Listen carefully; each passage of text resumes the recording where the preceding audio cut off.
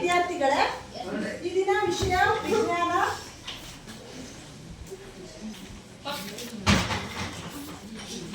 ಘಟಕ 1 ನಮ್ಮ ಸುತ್ತಮುತ್ತಲಿನ ದ್ರವ್ಯಗಳು.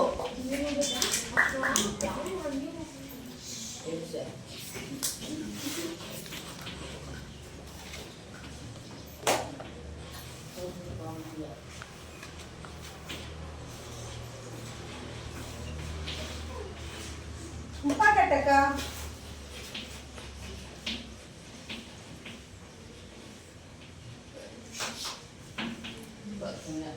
ದ್ರವ್ಯದ ಕಣಗಳ ಗುಣಗಳು.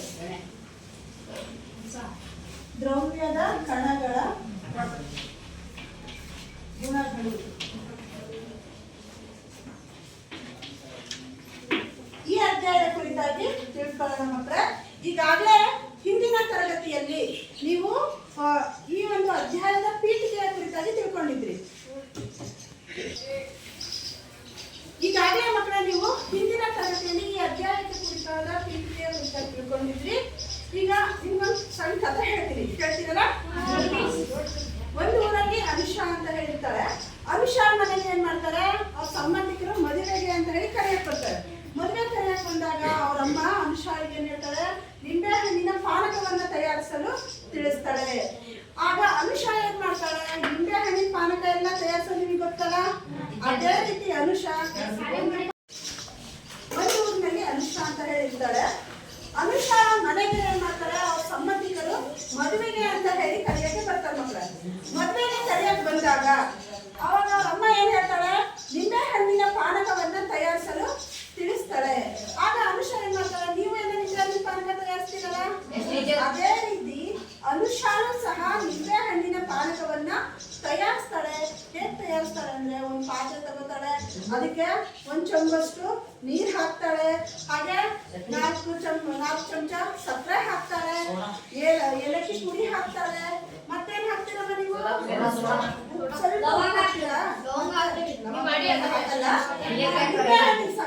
ನಿಂಬೆ ಹಣ್ಣಿನ ರಸವನ್ನ ಹಾಕ್ತಾಳೆ. ಹಾಕಿ ಏನ್ ಮಾಡ್ತಾಳೆ, ಅದನ್ನ ಕಲಕಿ ಪಾನಕವನ್ನ ತಯಾರು ಮಾಡ್ತಾಳೆ. ಪಾನಕವನ್ನ ತಯಾರು ಮಾಡಿ ಏನ್ ಮಾಡ್ತಾಳೆ, ಬಂದಿರುವಂತಹ ನೆಂಟರಿಗೆ ಅದನ್ನ ಕೊಟ್ಟು ಮದುವೆ ಕರೆಯೋಲೆಯನ್ನು ತೆಗೆದುಕೊಂಡು ನೆಂಟರಿಗೆ ಪಾನಕವನ್ನ ಕೊಡ್ತಾಳೆ. ಅವ್ರು ಕುಡಿದು ಹೋಗ್ತಾರ. ಹೋದ್ಮೇಲೆ ಅವ್ರ ಅಮ್ಮನ ಕೇಳ್ತಾಳೆ, ಪಾನಕ ತಯಾರಿಸಿದಾಗಿಂದ ಅವಳಿಗೆ ಒಂದು ಕುತೂಹಲದ ಪ್ರಶ್ನೆ ಮೂಡುತ್ತೆ. ಅಮ್ಮ, ನಾನು ಪಾತ್ರೆ ತುಂಬಿ ನೀರು ತೆಗೆದುಕೊಂಡಿದ್ದೆ, ಅದಕ್ಕೆ ಒಂದಿಷ್ಟು ಸಕ್ಕರೆ ಹಾಕಿದ್ದೀನಿ, ಸ್ವಲ್ಪ ಉಪ್ಪು ಹಾಕಿದ್ದೀನಿ, ಸ್ವಲ್ಪ ನಿಂಬೆ ಹಣ್ಣಿನ ರಸ ಹಾಕಿದ್ದೀನಿ, ಇವೆಲ್ಲ ಎಲ್ಲಿ ಮಾಡಬಾರ್ಬೋದು ಅಂತ ಹೇಳಿ ಕೇಳ್ತಾಳೆ. ಆಗ ಅವ್ರ ಅಮ್ಮ ಏನ್ ಹೇಳ್ತಾಳೆ, ಇಲ್ಲಮ್ಮ, ಅದು ನೀರಿನಲ್ಲಿ ಅಷ್ಟು ಕರಿಗ್ ಹೋಯ್ತು, ನೀರು ಕರಿಗ್ ಹೋಗಿ ಅದು ಪಾನಕದ ಒಂದು ರುಚಿಯನ್ನ ಕೊಡ್ತು ಅಂತ ಹೇಳಿ ಅವರಮ್ಮ ಹೇಳ್ತಾಳೆ. ಏಲಕ್ಕಿ ಪುಡಿ ಎಲ್ಲ ಹಾಕಿದಾಗ ನಿಂಬೆ ಹಣ್ಣಿನ ಪಾನಕ ತಯಾರಾಯ್ತು ಅಂತ ಹೇಳಿ ಅವರಮ್ಮ ಹೇಳ್ತಾಳೆ. ಆದ್ರೂ ಸಹ ಅನುಷಾಳಿಗೆ ಸಂಪೂರ್ಣವಾಗಿ ಅವಳ ಕುತೂಹಲ ಹೋಗೋದಿಲ್ಲ ಮಕ್ಕಳು. ಅವಳು ಏನ್ ಮಾಡ್ತಾಳ, ಮರುದಿನ ಶಾಲೆಗೆ ಹೋದಾಗ ಅವರ ವಿಜ್ಞಾನ ಶಿಕ್ಷಕರನ್ನ ಕೇಳ್ತಾಳೆ.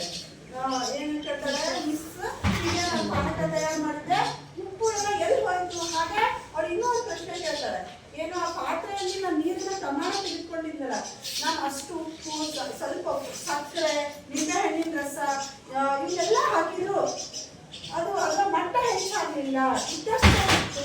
ಯಾಕೆ ಇದ್ದಷ್ಟೇ ಇತ್ತು ಅನ್ನುವಂಥದ್ದು ಅವಳ ಕುತೂಹಲದ ಪ್ರಶ್ನೆ ಆಗಿತ್ತು ಮಕ್ಕಳೇ. ಅದಕ್ಕೆ ಉತ್ತರವನ್ನ ನಾವು ಈ ಅಧ್ಯಾಯದಲ್ಲಿ ಮುಂದುವರಿತಾ ತಿಳ್ಕೊಂಡು ಹೋಗೋಣ, ಆಯ್ತಾ? ಹಿಂದಿನ ತರಗತಿಯಲ್ಲಿ ನೀವು ಕೆಲವಾರು ಅಂಶಗಳನ್ನ ತಿಳ್ಕೊಂಡಿದ್ದೀರಿ.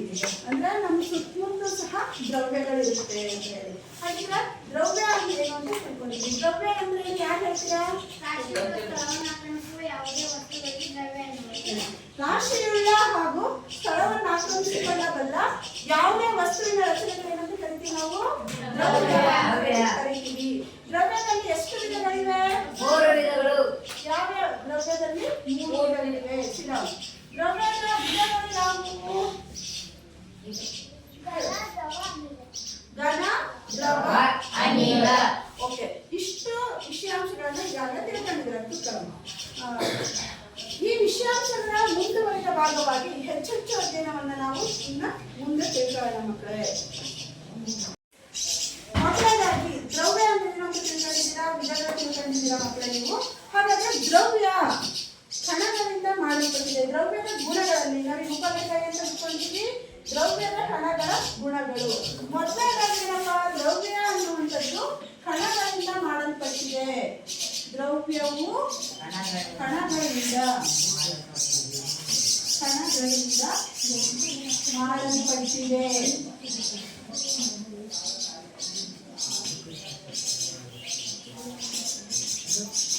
ದ್ರವ್ಯವು ಕಣಗಳಿಂದ ಮಾಡಲ್ಪಟ್ಟಿದೆ. ಅದಕ್ಕೆ ಒಂದು ಪ್ರಯೋಗವನ್ನು ಒಂದು ಚಟುವಟಿಕೆ ಇದೆ ಈ ಪುಸ್ತಕದಲ್ಲಿ. ಒಂದೇ ಚಟುವಟಿಕೆ ಏನಿದೆ ಅಂದ್ರೆ ದ್ರವ್ಯವು ಕಣಗಳಿಂದ ಮಾಡಲ್ಪಟ್ಟಿದೆ ಅಂದ್ರೆ ಉಪ್ಪಿನ ದ್ರಾವಣವನ್ನು ತಯಾರಿಸುವಂತಹ ಒಂದು ಚಟುವಟಿಕೆ ಇದೆ. ನಾವು ಅದಕ್ಕೆ ಒಂದು ಬೀಕರ್ನಲ್ಲಿ ಒಂದು ಸುಮಾರು ಒಂದು 50 ml ನಷ್ಟು ನೀರನ್ನು ತೆಗೆದುಕೊಂಡಿದ್ದೀವಿ. ಇದು ಬೀಕರ್. ಇದಕ್ಕೆ ಏನಂತಾರೆ ಮಕ್ಕಳೇ? ಇದಕ್ಕೆ ಏನಂತಾರೆ?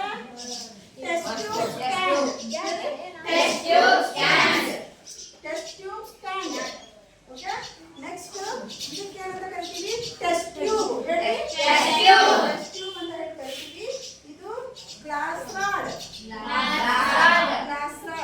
ಓಕೆ, ನಾವೀಗ ಒಂದು ಬೀಕರ್ ನಲ್ಲಿ ಏನ್ ಮಾಡಿದೀವಿ? 50 ml ನಷ್ಟು ನೀರನ್ನು ತೆಗೆದುಕೊಂಡಿದ್ದೀವಿ. ಇದಕ್ಕೆ ನಮಗೆ ಏನ್ ಮಾಡ್ತಾ ಇದೀವಿ? ಸ್ವಲ್ಪ ಉಪ್ಪನ್ನ ಹಾಕ್ತಾ ಇದೀವಿ. ಉಪ್ಪಿನ ಹರಳು ಹಾಕ್ತಾ ಇದೀವಿ.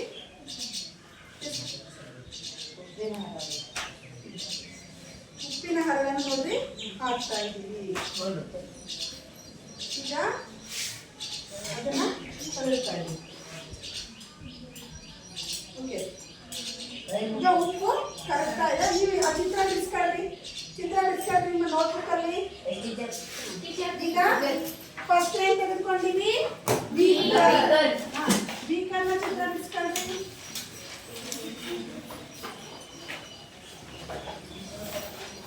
ಬೀಕರ್ನ ಚಿತ್ರ ಬಿಡಿಸ್ಕೊಳ್ಳಲ್ಲ.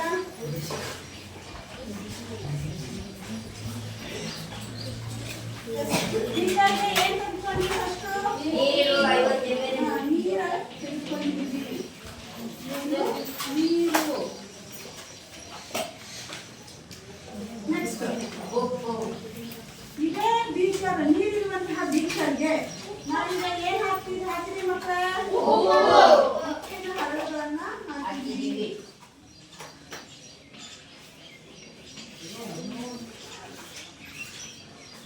ಹಣಗಾರ ಉಪ್ಪು ಹಾಕಿರ್ತಾನೆ.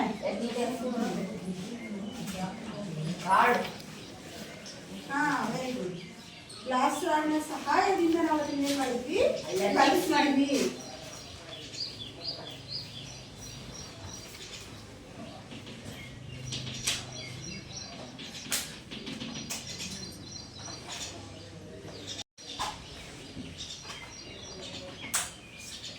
ಇದಕ್ಕೆ ನಾವು ಏನಂತ ಕರಿತೀವಿ ಅಂದ್ರೆ ಉಪ್ಪಿನ ದ್ರಾವಣ ಅಂತ ಕರಿತೀವಿ. ಉಪ್ಪಿನ ದ್ರಾವಣ.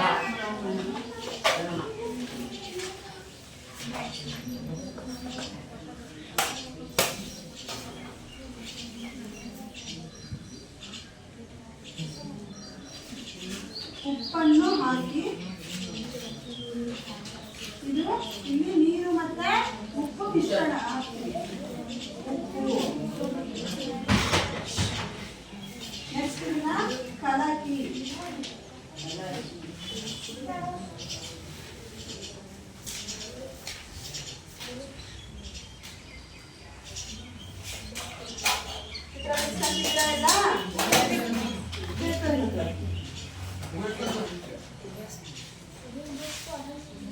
ಇಲ್ಲೇನಾಯ್ತು? ಇದು ಬೀಕರ್ ಮಕ್ಕಳ ಒಂದು ನೀರು ತೆಗೆದುಕೊಂಡಿದ್ವಿ, ಆಮೇಲೆ ಅದಕ್ಕೆ ಉಪ್ಪನ್ನ ಸೇರಿಸಿದ್ವಿ. ನಂತರದ ಹಂತದಲ್ಲಿ ನಾವು ಅದನ್ನ ಏನ್ ಮಾಡ್ತೀವಿ? ಗ್ಲಾಸ್ ರಾಡ್ನ ಸಹಾಯದಿಂದ ಕಲಿತಿದೀವಿ. ನೋಡಿ, ನಾವು 50 ml ಮಾರ್ಕ್ ಮಾಡಿದ್ದೀವಿ. ಒಂದು ಮಾರ್ಕ್ ಇದೆ ಇದ್ರಲ್ಲಿ, 50 ml ಇದೆ. ಇದಕ್ಕೆ ಆಮೇಲೆ ಉಪ್ಪು ಹಾಕಿದೀವಿ. ಉಪ್ಪು ಹಾಕಿದ್ರು ಸಹ ಅದ್ರ ಮಟ್ಟವನ್ನ ಅದು ಹೆಚ್ಚಾಗಿದೆಯಾ? ಮಟ್ಟ ಇಲ್ಲ. ನೋಡಿ, ಗಮನಿಸಿ ನೋಡಿ, ಜಾಸ್ತಿ ಆಗತ್ತಾನೆ. ಈಗ ನಮ್ಮ ಪ್ರಕಾರ ಏನಾಗಬೇಕಿತ್ತು? ಎಷ್ಟು ಉಪ್ಪು ಹಾಕಿದ್ರೆ ಅಷ್ಟು ಮೇಲಕ್ಕೆ ಏರ್ಬೇಕಿತ್ತಲ್ಲ. ಇಲ್ಲ, ಏನಿಲ್ಲ. ಏನಾಯ್ತು? ಅದು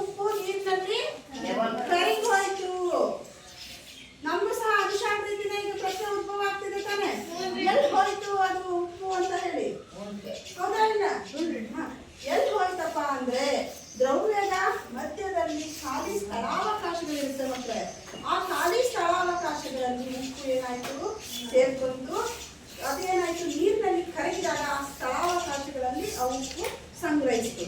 ಅರ್ಥ ಆಗ್ತಿದೆಯಾ? ಈ ರೀತಿ ಉಪ್ಪಿನ ದ್ರಾವಣ ಉಂಟಾಯಿತು. ಇದರಲ್ಲಿ ಬಿಸ್ಕಟ್ಟೆಲ್ಲ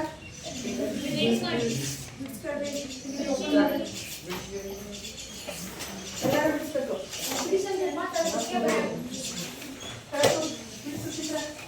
ಚಿತ್ರ ಬಿಡಿಸು.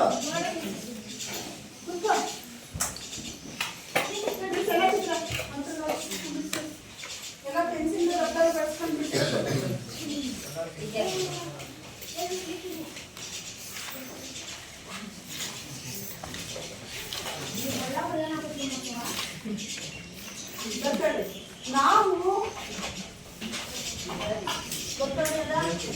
ನಾವು ಉಪ್ಪನ್ನು ನೀರಿನಲ್ಲಿ ವಿಲೀನಗೊಳಿಸಿದಾಗ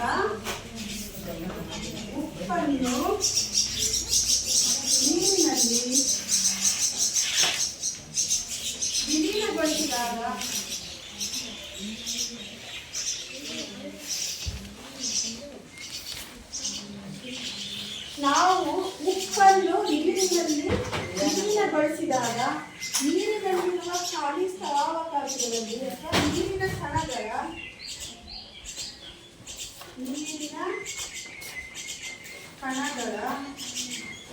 ಗೊತ್ತಿದ್ರಲ್ಲ,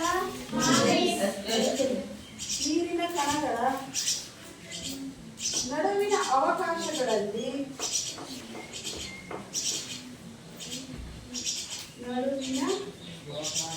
ಖಾಲಿ ಸ್ಥಳಾವಕಾಶ ಅಂತಾನೆ ಹೇಳ್ಬೋದು. ಖಾಲಿ ಸ್ಥಳಾವಕಾಶಗಳಲ್ಲಿ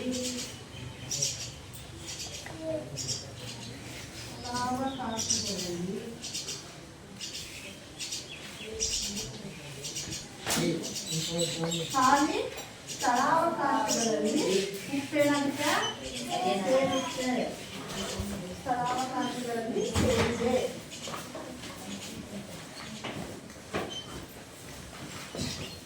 ಖಾಲಿ ಸ್ಥಳಾವಕಾಶಗಳಲ್ಲಿ ಬಯಸಿದ್ರಮ್ಮ ಸೇರಿದೆ.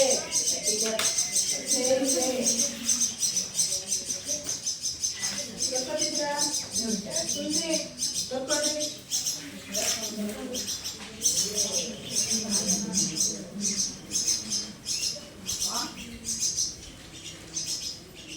ಹಾಗಿದ್ರೆ ಅಂಶ ಪ್ರಶ್ನೆಗೆ ಉತ್ತರ ಸಿಗ್ತಾ?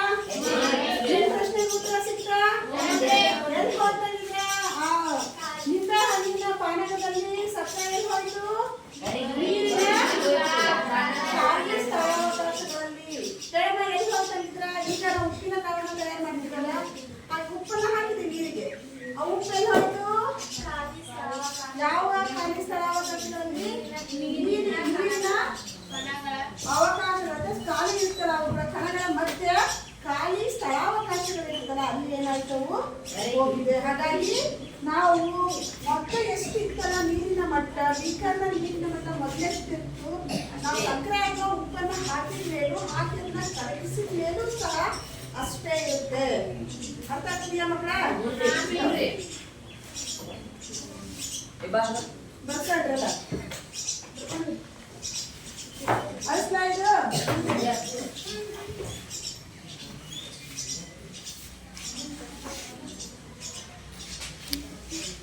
ಮುಂದಿನ ಹಂತ ದ್ರವ್ಯದ ಕಣಗಳು ಎಷ್ಟು ಚಿಕ್ಕದಾಗಿವೆ ಅನ್ನೋದನ್ನ ತಿಳ್ಕೊಳ್ಳೋಣ.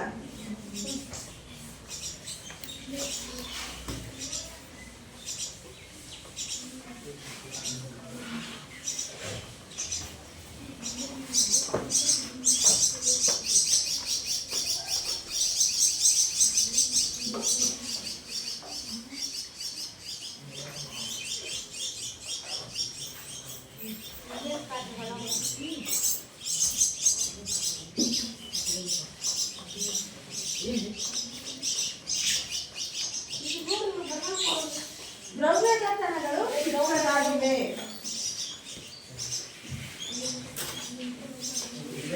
ದ್ರವ್ಯದ ಕಣಗಳು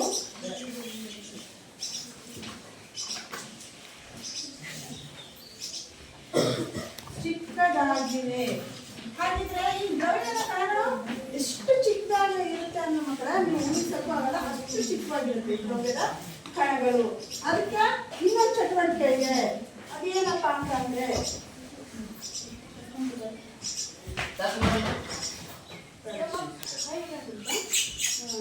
ದ್ರವ್ಯದ ಕಣಗಳು ಎಷ್ಟು ಚಿಕ್ಕವಾಗಿದೆ ಅಂತಂದ್ರೆ ಅದಕ್ಕೆ ಒಂದು ಪೊಟ್ಯಾಷಿಯಂ ಪರ್ಮಾಂಗನೇಟ್ನ ಒಂದು ಪ್ರಯೋಗ ಇದೆ ಪುಸ್ತಕದ ಚಟುವಟಿಕೆಗಳಲ್ಲಿ. ಪೊಟ್ಯಾಷಿಯಂ ಪರ್ಮಾಂಗನೇಟ್ ಖಾಲಿ ಆಗೋದ್ರಿಂದ ನಾನೀಗ ಒಂದು ವರ್ಣಕವನ್ನು ತೆಗೆದುಕೊಂಡು ಮಾಡ್ತೀನಿ. ಇಲ್ಲಿ ನಾನು ಮನೆಯಲ್ಲಿ ಸಿಗುವಂತಹ ಸೂಕ್ಷ್ಮವನ್ನು ತೆಗೆದುಕೊಂಡು ಬಂದಿದ್ದೀನಿ. ನಾನೀಗ ಮಕ್ಕಳು ಪರಿಚಯ ಕರಿತೀವಿ ಟೆಸ್ಟ್ ಟ್ಯೂಬ್ ಸ್ಟ್ಯಾಂಡ್.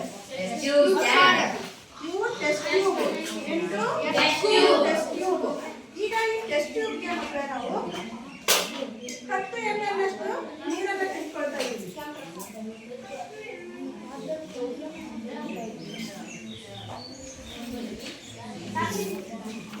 10 ml ಅಷ್ಟು ನೀರನ್ನು ತೆಗೆದುಕೊಳ್ತಾ ಇದ್ದೀವಿ. ಇದಕ್ಕೆ ಸ್ಪ್ಯಾಚುಲ ಸಹಾಯದಿಂದ ಪೊಟ್ಯಾಷಿಯಂ ಪರ್ಮಾಂಗನೇಟ್ ಅನ್ನ ಹಾಕಿ ಮಾಡಬೇಕಿತ್ತು ಪ್ರಯೋಗ. ನಾನು ವರ್ಣಕವನ್ನು ಹಾಕ್ತಾ ಇದ್ದೀನಿ.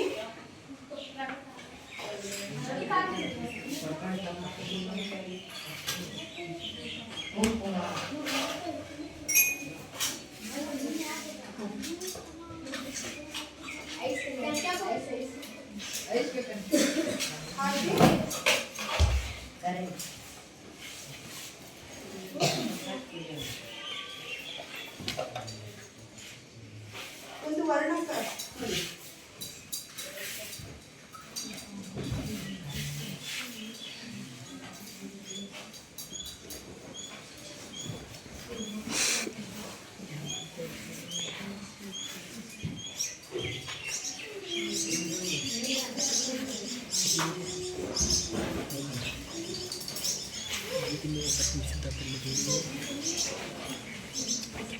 ಇದಕ್ಕೆ ಈಗ ನಾವೀಗ ಒಂದು ಟೆಸ್ಟ್ ಟ್ಯೂಬ್ನ ಸಹಾಯದಿಂದ ಮಕ್ಕಳೇ ಟೆಸ್ಟ್ ಟ್ಯೂಬ್ ತೆಗೆದುಕೊಂಡಿದ್ದೀನಿ. ಇದಕ್ಕೆ 1 ml ನಷ್ಟು ಈ ದ್ರಾವಣವನ್ನು ಹಾಕ್ತಾ ಇದ್ದೀನಿ. ಕಾಣಿಸ್ತಾ ಇದೆಯಾ ನಿಮಗೆ?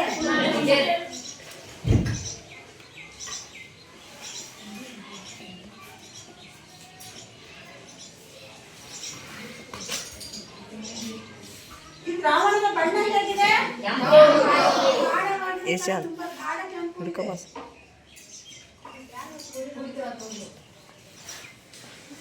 ಇದು 10 ml ದ್ರಾವಣವನ್ನು ಹಾಕ್ತಾ ಇದ್ದೀನಿ. 9 ml ನಷ್ಟು ನೀರನ್ನು ಹಾಕ್ತಾ ಇದ್ದೀನಿ.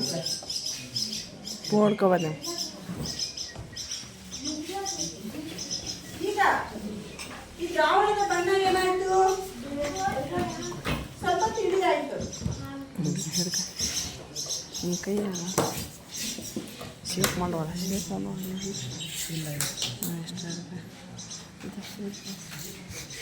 ಇದನ್ನ ನಾನು ಮತ್ತೆ 1 ml ಅಷ್ಟು ತೆಗೆದುಕೊಳ್ತಿದ್ದೀನಿ. ಸೀದಾ ನಡೆಯುತ್ತೆ ಆಸೆ ಇದಕ್ಕೆ 9 ml ಅಷ್ಟು ನೋಟ್ ಆಸೆ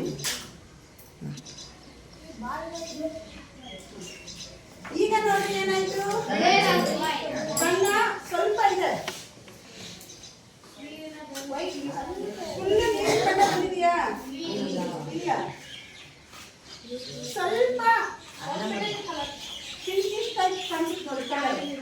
ಗಮನಿಸಿ ನೋಡಿ ಮೂರನ್ನು ಗಮನಿಸಿ ನೋಡಿ. ಇದು ದಾರ.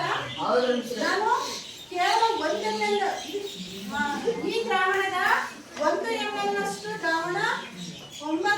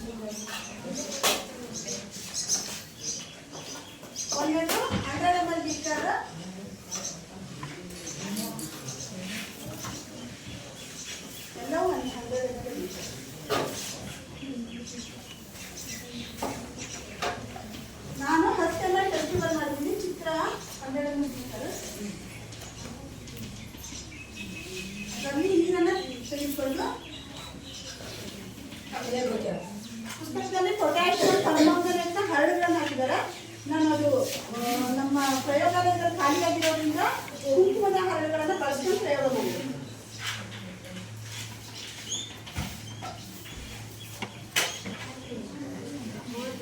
ಇದರಲ್ಲಿ ಏನಿದೆ? ಅಂಡಕಲನಷ್ಟು ನೀರಿದೆ.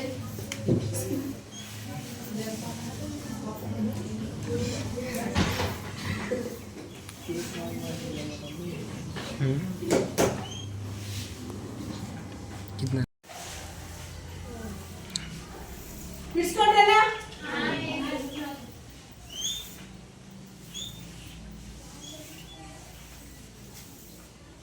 5 ಬೀಕರ್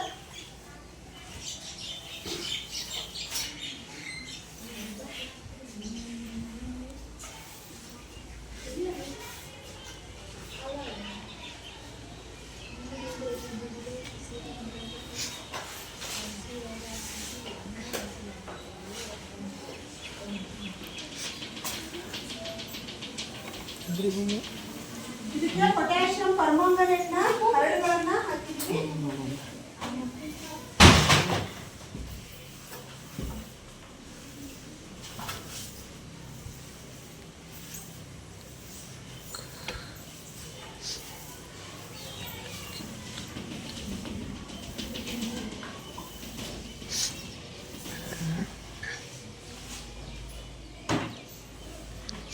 ಬಿಡಿಸಿದ್ರ? ಬಿಡಿಸ್ಬೇಕಲ್ಲ? ಬಿಡಿಸಿದೆಲ್ಲ ನೋಡ್ತೀನಿ ಈಗ. ಬಿಡಿಸೋ ಬಿಡಿಸೋ ಬಿಡಿಸಪ್ಪ. ಬಿಡಿಸ್ಕೊಂಡ್ರಿ ಅಲ್ಲ? ಇಂತ್ರ ಬಿಡಿಸಿ.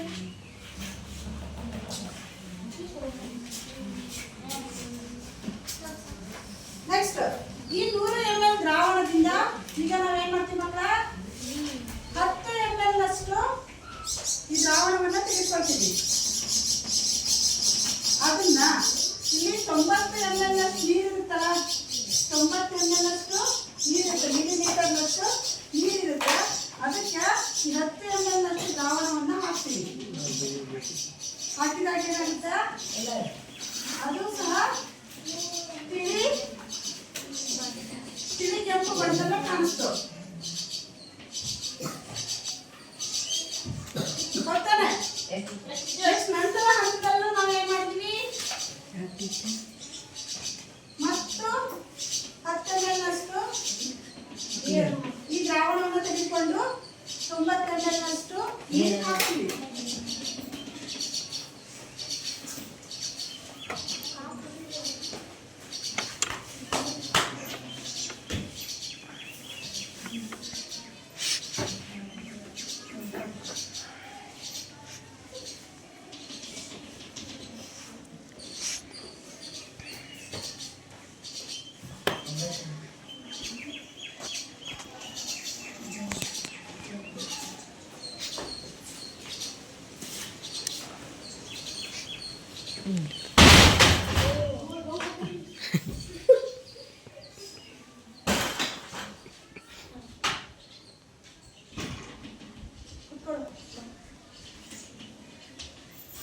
ನೋಡ್ರಿ, ಹಂತವಾಗಿ ಏನಾಯ್ತು? ಅದ್ರ ಬಣ್ಣ ತಿಳಿ ಆಯ್ತೆ ಹೊತ್ತು ಅದ್ರ ಕಂಪ್ಲೀಟ್ ಆಗಿ ನಾವು ನೀರನ್ನ ನೋಡಿಲ್ಲ.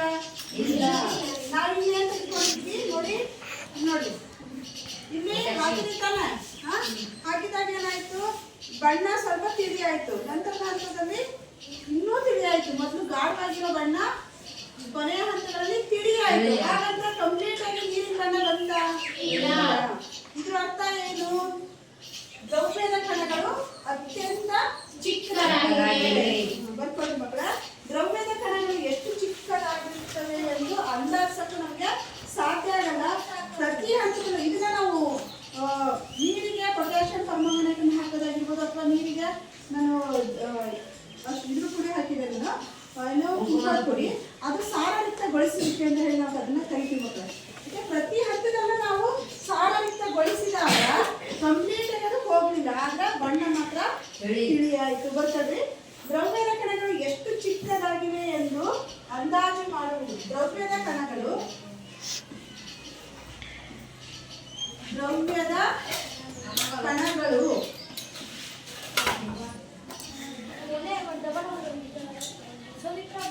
ಎಷ್ಟು ಚಿಕ್ಕದಾಗಿವೆ ಎಂದು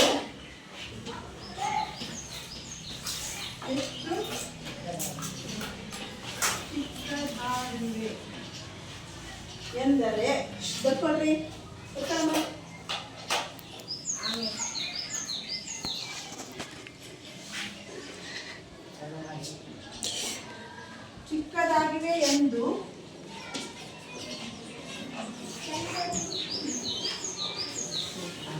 ಅಂದಾಜು ಮಾಡುವುದು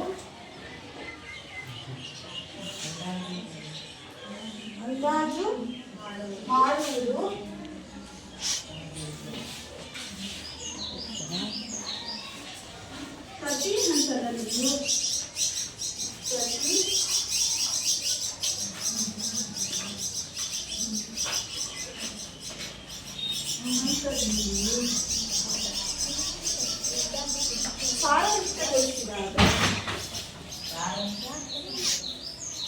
ಹಂತದಲ್ಲಿಯೂ ಸಾರಯುಕ್ತಗೊಳಿಸಿದಾಗ ಬಣ್ಣವು ತಿಳಿಯಾಗಿದೆ.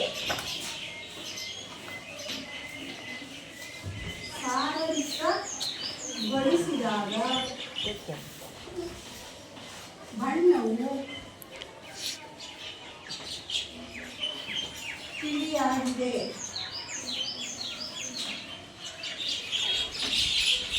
ಸಾರಯುಕ್ತಗೊಳಿಸಿದಾಗ ಬಣ್ಣವು ತಿಳಿಯಾಗಿದೆ. ಆದರೂ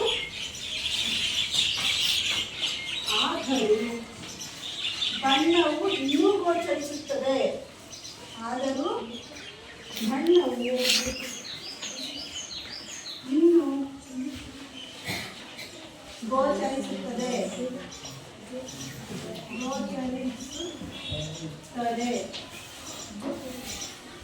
ಅರ್ಥ ಆಯ್ತಾ ಮಕ್ಕಳ? ಇದು ಅಂದ್ರೆ ನಾವಿಲ್ಲಿ ದ್ರವ್ಯದ ಕಣಗಳು ಎಷ್ಟು ಚಿಕ್ಕದಾಗಿರುತ್ತೆ ಅಂತ ಅಂದ್ರೆ ನಾವೀಗ ಸಾರಯುಕ್ತಗೊಳಿಸಿದ್ರಲ್ಲ, ಸಾರಯುಕ್ತಗೊಳಿಸಿದ್ರು ಸಹ ಅದು ಪ್ರತಿ ಹಂತದಲ್ಲಿಯೂ ಸಹ ಬಣ್ಣ ತಿಳಿಯಾಗ್ತಾ ಬಂತು. ಹಾಗಾದ್ರೆ ಕಂಪ್ಲೀಟ್ ಆಗುತ್ತಾ ಇಲ್ಲ. ಹಾಗಾಗಿ ಬಣ್ಣ ಸಮಯ ಹಂತದಲ್ಲಿಯೂ ಸಹ ಬಣ್ಣ ಇನ್ನೂ ಗೋಚರಿಸುತ್ತೆ ಅಂತ ಅಂದ್ರೆ ನಮ್ಮ ಊಹೆಗೂ ರೀತಿ ದ್ರವ್ಯದ ಕಣಗಳು ಅಷ್ಟು ಚಿಕ್ಕದಾಗಿರುತ್ತೆ. ಅರ್ಥ ಆಯ್ತಾ ಮಕ್ಕಳ?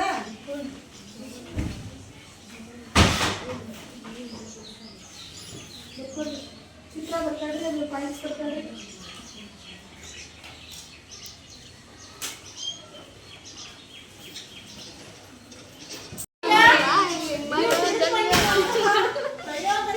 ತೀರ್ಮಾನವನ್ನ ಬರ್ತಾಡ್ರಿ ಮಕ್ಕಳ.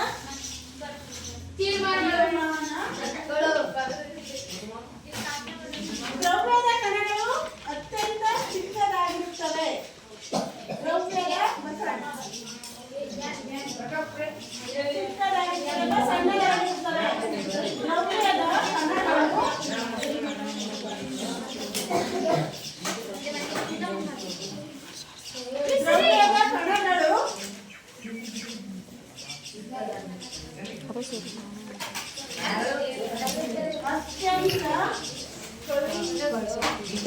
ಚಿಕ್ಕದಾಗಿರುತ್ತವೆ.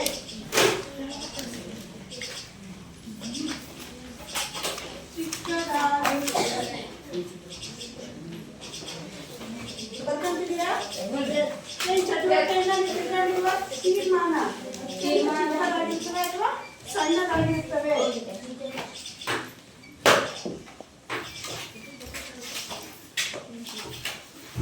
ಬರ್ಕೊಂತಿದ್ದೀರಾ? ಬರ್ಕ ಅವು ನಮ್ಮ ಕಲ್ಪನೆಗೂ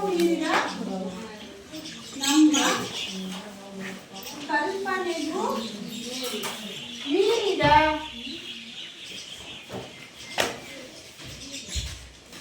ಅತ್ಯಂತ ಸಣ್ಣ ಕಣಗಳಾಗಿವೆ. ಅತ್ಯಂತ ಸಣ್ಣ ಚಿಕ್ಕ ಕಣಗಳಾಗಿವೆ.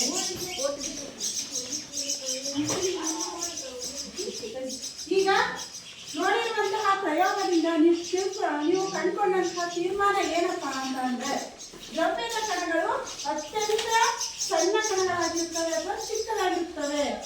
ಎಷ್ಟಪ್ಪ ಅಂದ್ರೆ ಅವು ನಮ್ಮ ಕಲ್ಪನೆಗೂ ಸಹ ಮೀರಿದಂತಹ ಅತ್ಯಂತ ಚಿಕ್ಕ ಕಣಗಳಾಗಿವೆ. ಗೊತ್ತಲ್ಲ? ಹಾಗಿದ್ರೆ ಈಗ ಇಲ್ಲಿವರೆಗೂ ತಿಳ್ಕೊಂಡಿರುವಂತಹ ಗುಣಲಕ್ಷಣಗಳನ್ನ ಯಾರು ಹೇಳ್ತೀರಾ? ದ್ರವ್ಯದ ಗುಣಗಳು. ದ್ರವ್ಯದಲ್ಲಿ ಅದರಲ್ಲೂ ದ್ರವ್ಯದ ಕಣಗಳ ಗುಣಗಳನ್ನ ಯಾರು ಹೇಳ್ತೀರಾ? Very good Shriram. ಮತ್ತೆ ಇನ್ನೊಂದು ದ್ರವ್ಯವು ಕಣಗಳಿಂದ ಮಾಡಲ್ಪಟ್ಟಿದೆ. ಇನ್ನೊಂದು ಗುಣ ಯಾರು ಹೇಳ್ತೀರಾ? ಹೇಳಿ.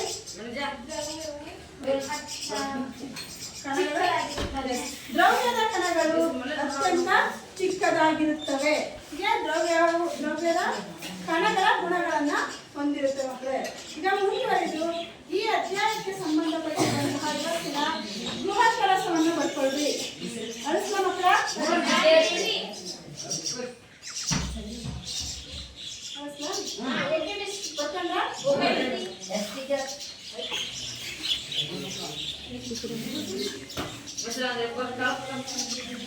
ಗೃಹ ಕೆಲಸವನ್ನ ಬರ್ಕೊಳ್ರಿ.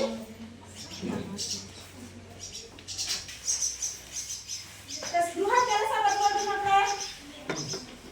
ಗೃಹ ಕಾರ್ಯ, ಗೃಹ ಕೆಲಸ, ಗೃಹ ಪಾಠ.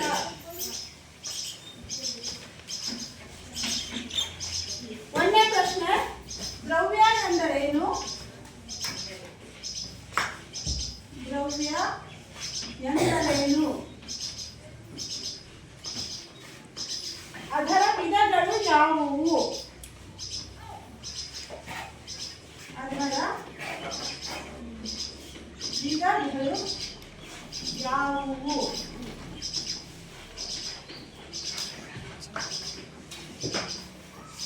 ಬರ್ಕೊಂಡಿದ್ದೀರಾ?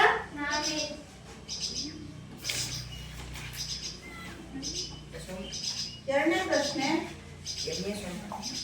ದ್ರವ್ಯವು ಕಣಗಳಿಂದ ಮಾಡಲ್ಪಟ್ಟಿದೆ. ದ್ರವ್ಯವು ಕಣಗಳಿಂದ ಮಾಡಲ್ಪಟ್ಟಿದೆ.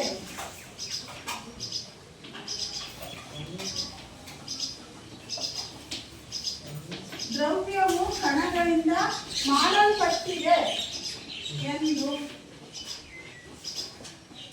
ತೋರಿಸುವ ಚಟುವಟಿಕೆಯನ್ನಾಧಾರಿತ. ಒಂದು ಚಟುವಟಿಕೆ ಮಾಡಿದಲ್ಲ, ತೋರಿಸುವ ಪ್ರಯೋಗವನ್ನು ಚಿತ್ರ ಸಹಿತ ವಿವರಿಸಿ. ತೋರಿಸುವ ಪ್ರಯೋಗವನ್ನು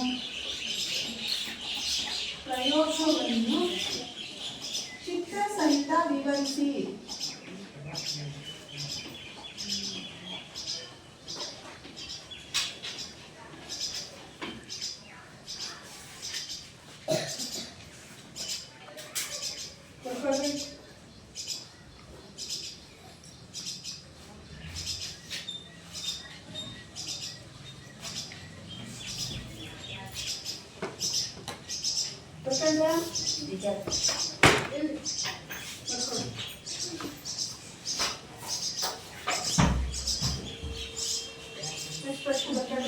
ದ್ರವ್ಯದ ಕಣಗಳು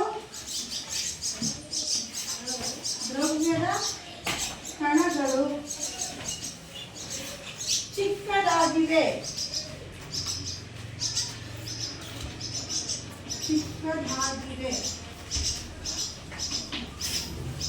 ದ್ರವ್ಯದ ಕಣಗಳು ಚಿಕ್ಕದಾಗಿವೆ ಎಂದು ತೋರಿಸುವ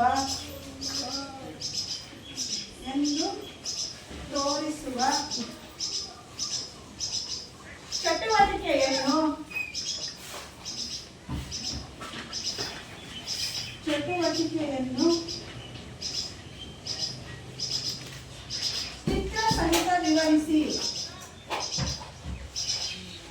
ಚಿತ್ರ ಸಹಿತ